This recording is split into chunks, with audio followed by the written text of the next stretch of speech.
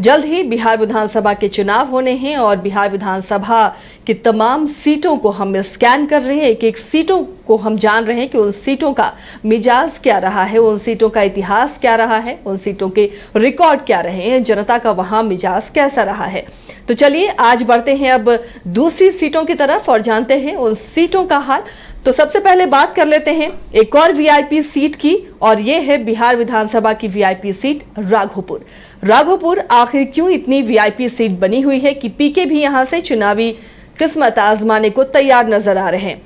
RJD का परिवार का दबदबा इस सीट पर रहा है और इस बार किस तरह यहां का मिजाज, राजनीतिक माहौल नजर आ रहा है, यहाँ की जनता का मिजाज कैसा रहा है, वो हम जानने की कोशिश करेंगे। और इस सीट को स्कैन करने के लिए हमारे साथ वरिष्ठ सहयोगी राकेश रंजन भी जुड़े हुए हैं।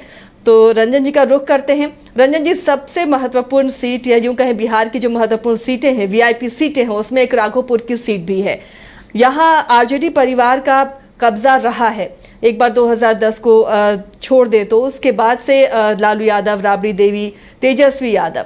इस बार लेकिन पीके ने जब कह दिया कि राघोपुर से वो भी किस्मत आजमा सकते हैं, तो बहुत दिलचस्प यहाँ पर अब सीन बनता हुआ नजर आ रहा है। वैसे इस सीट का मिजाज क्या रहा है? देखिए, जब हम राघोपुर सीट की बात करते हैं तो ये सीट इस बार जो है ये सुपर हॉट सीट जो है वो साबित हो सकता है, और इसके वजह भी हैं और बहुत साफ है कि यहाँ से तेजस्वी यादव जो अभी नेता विपक्ष हैं वो चुनाव लड़ेंगे। पिछला 2 चुनाव वो लगातार यहाँ से जीतते रहे हैं, और अगर आप ऐसे देखें तो वो मुख्यमंत्री पद के एक दावेदार के तौर पर भी यहाँ से चुनाव लड़ेंगे। तो नेचुरली जो राघोपुर में जो विधानसभा का चुनाव होगा उस पर सभी की नज़रें जो है वो लगी होंगी, देश दुनिया की नज़रें लगी होंगी। जैसा आपने बताया कि ये सीट जो है इस पर लालू परिवार का आप कह सकते हैं कि एक दबदबा रहा है। 1995 में पहली बार लालू प्रसाद यादव यहाँ से चुनाव लड़े थे, और उस वक्त जो है उदय नारायण राय उनसे पहले यहाँ से जीता करते थे। 1995 में उन्होंने लालू प्रसाद यादव के लिए ये सीट छोड़ी थी, और उस वक्त से अगर आप देखें तो इस सीट पर या तो लालू यादव या उनके परिवार के किसी सदस्य का ही कब्जा रहा है। सिर्फ एक बार 1998 का जो उपचुनाव हुआ था तब राजगीर चौधरी यहाँ से जीते थे। तो इसलिए ये सीट पर जो है सबकी नज़रें लगी रहती हैं, क्योंकि यहाँ पर लालू परिवार से कोई ना कोई चुनाव लड़ता है, और पिछले 2 चुनाव से जो है एक तरह से जो उत्तराधिकारी हैं लालू प्रसाद यादव के, तेजस्वी यादव, वो चुनाव लड़ रहे हैं।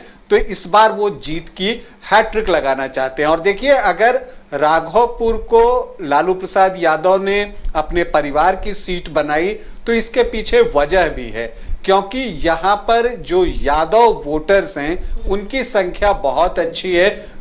30% से ज़्यादा जो है वो कहते हैं कि यहाँ पर यादव वोटर्स हैं।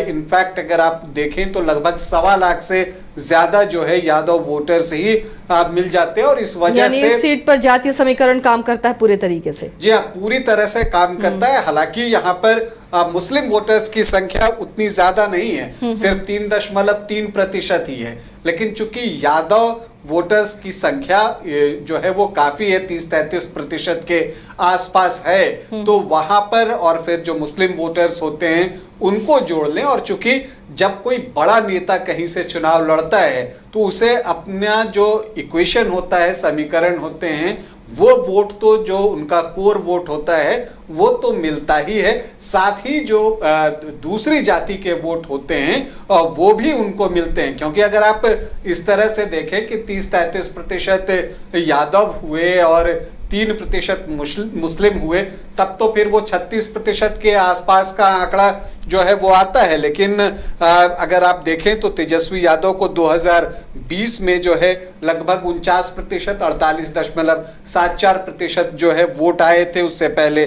2015 में 49% वोट आए थे।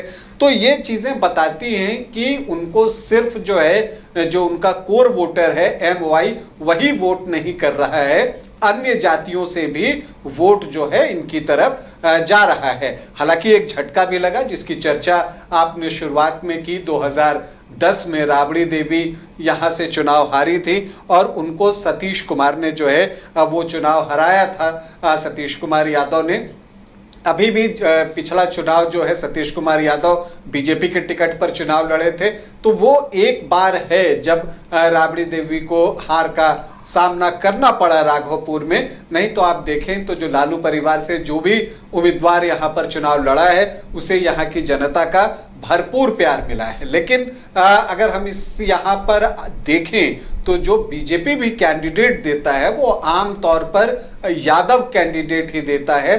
सतीश कुमार यादव भी यादव कैंडिडेट ही हैं, तो यहाँ पर यादव वोटों में थोड़ी बहुत जो है जो सेंधमारी है वो कर पाते हैं बीजेपी के कैंडिडेट भी।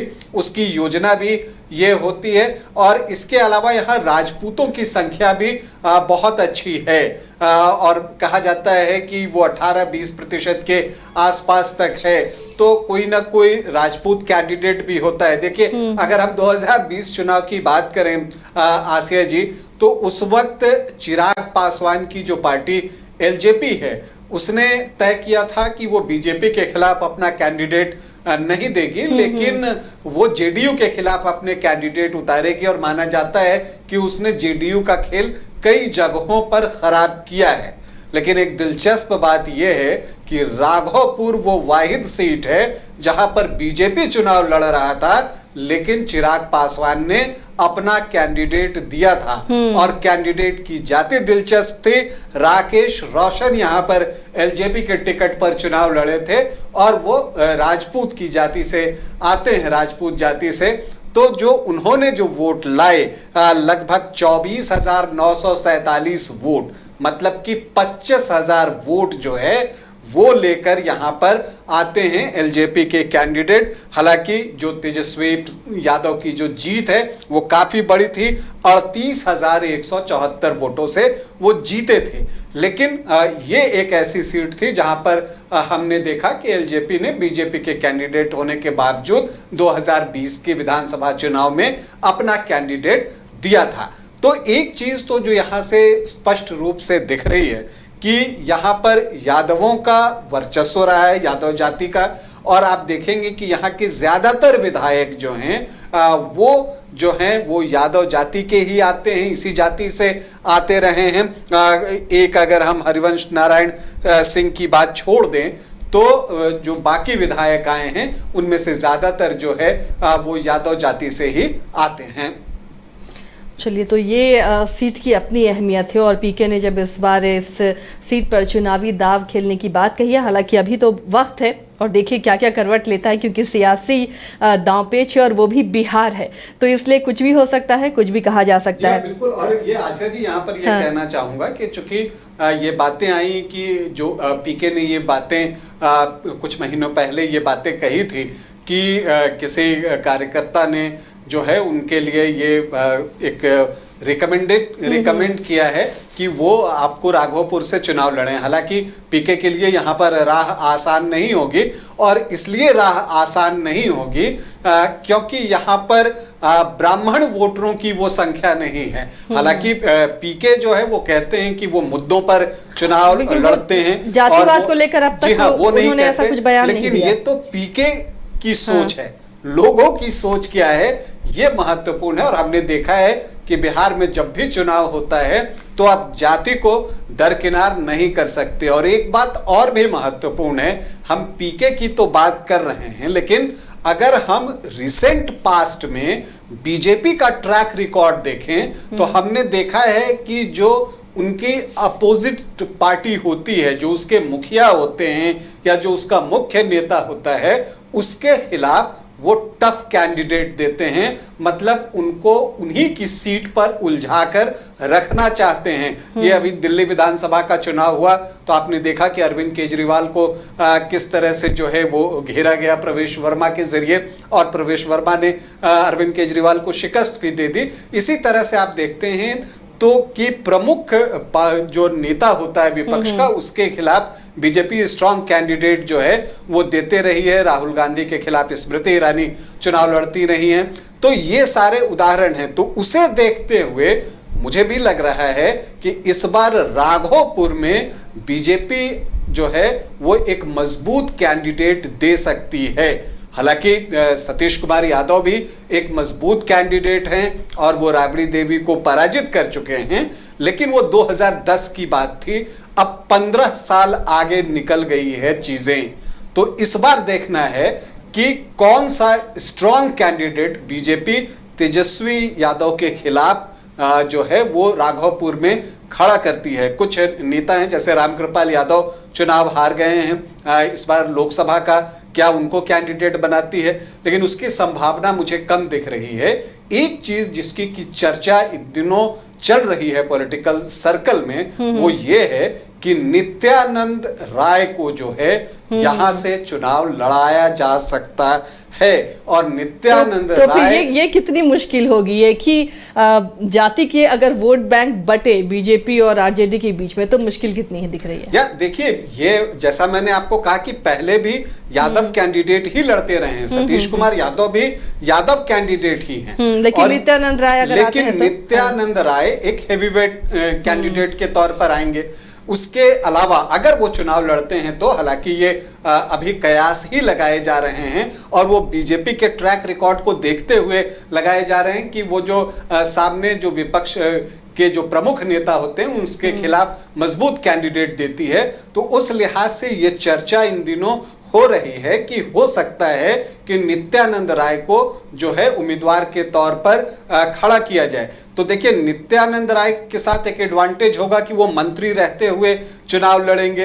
तो अगर वो चुनाव हार भी जाते हैं तो उनके वो कुछ खोने नहीं जा रहे हैं, लेकिन वो एक टफ फाइट तो दे ही सकते हैं। और वैसी परिस्थिति में जो है मुकाबला जो राघोपुर का होगा वो बहुत दिलचस्प हो सकता है, क्योंकि यहां पर अगर आप देखें तो यादव, जैसा मैंने आपको कहा कि यादव वोटर्स अगर 30% से ज्यादा हैं तो राजपूत वोटर्स भी 18-20% के आसपास हैं और यहां वैश्य वोटर्स भी बहुत अच्छी संख्या में हैं। तो वैसी परिस्थिति में एक नेक टू नेक फाइट जो है आ जाएगा। ऐसे में यह देखना दिलचस्प होगा कि क्या पीके खुद चुनाव लड़ते हैं या फिर जो है वो कोई एक ऐसा कैंडिडेट देते हैं, जैसे अगर वो राजपूत कम्युनिटी से कोई कैंडिडेट दे देते हैं तब फिर जो है नित्यानंद राय के लिए भी मुश्किलें बढ़ जाएंगी। लेकिन फिर जैसा कि पिछली बार हुआ था, राकेश रोशन जो है एलजेपी के टिकट पर चुनाव लड़े थे तो तेजस्वी यादव को उसका फायदा पहुंचा था। तो अगर आप इस तरह से देखें तो एक फाइट जो है वो बनते हुए दिख रही है। लेकिन इतना सब कुछ होने के बाद भी मुझे लगता है कि यहाँ तेजस्वी यादव के लिए स्थिति जो है उतनी मुश्किल नहीं होनी चाहिए। और इसके पीछे वजह यह है, कास्ट कॉम्बिनेशन तो है ही, खुद तेजस्वी यादव हैं, क्योंकि वो अब लोगों से कनेक्ट बहुत अच्छे तरीके से करते हैं। वो लगातार जो है राघोपुर जा रहे हैं, वहां लोगों से मिल रहे हैं, सामाजिक कार्यक्रमों में हिस्सा ले रहे हैं, लोगों के पारिवारिक कार्यक्रम अगर कुछ हो रहे हैं तो उसमें भी वो जा रहे हैं। तो एक कनेक्ट जो है वो वहां पर वो दिखा रहे हैं। एक मैच्योर्ड नेता के तौर पर वो डेवलप हो चुके हैं और एक सीएम फेस के तौर पर जो है वो वहां पर दिखेंगे। तो जनता भी जो होती है उसको लगता है कि अगर तेजस्वी यादव जीतते हैं तो वो सीएम बन सकते हैं। तो वैसी परिस्थिति में जो है वो तेजस्वी की तरफ झुक सकते हैं। ये एक संभावना है। हालांकि अभी बहुत सारी संभावनाएं वक्त के साथ आगे जो है और स्पष्ट होती चली जाएंगी कि क्या कुछ होता है। क्या वाकई नित्यानंद राय चुनाव लड़ना चाहते हैं, क्या पीके भी चुनाव लड़ना चाहते हैं राघोपुर से, या फिर सिर्फ ये सब जो है अभी चर्चा का बाजार जो है इन चीज़ों को लेकर गर्म है। आने वाले समय में ये चीज़ें हो सकती है न देखने को मिले, लेकिन राघोपुर वो सीट है जिस पर हम सब की नजरें लगी रहेंगी। चलिए, तो राघोपुर सीट क्यों खास है, क्यों सबकी नजरें टिकी रहेंगी, वो हमने जाना। गोल जहां 27 वर्षों के सफर में 17,000 से भी अधिक छात्रों ने डॉक्टर एवं इंजीनियर बनकर भरे सफलता की ऊंची उड़ान, जहां साधारण छात्र भी असाधारण सफलता प्राप्त कर बना रहे इतिहास। दूरदर्शी शिक्षाविद श्री विपिन सिंह के मार्गदर्शन में मेडिकल एवं इंजीनियरिंग के लाखों छात्रों के लिए आशा की किरण के रूप में गोल्ड रिजल्ट फैक्ट्री।